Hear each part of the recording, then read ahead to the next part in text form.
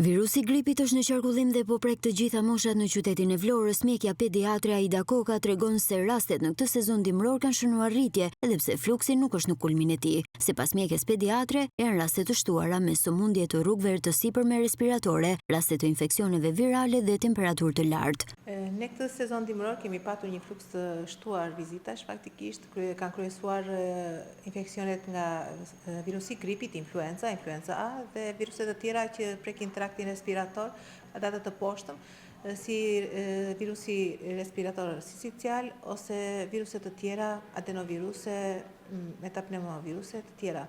Sipas mjekes pediatre, prindrit duhet të bëjnë kujdes me të vegjëlit për t'i ruajtur ata nga ndryshimet e temperaturave. Ku kanë predominuar moshat e vogla, ato në 1 vjeç, të cilët kanë patur nevojë më të madhe për të marrë një trajtim mjekësor spitalor, mosnave të reja tek beba sidomos, nëse ata shfaqin temperaturë, çrregullime të frymarrjeve, lodhje, mungesë pirjeje, patjetër të paraqiten pranë mjekut pediatër. Aktualisht rreth 35 është numri të vegjëlve që po marrin shërbim spitalor në pediatrinë e Vlorës, ndërsa rreth 60 fëmijë drejtohen çdo ditë pediatrisë për të marrë ndihmë mjekësore.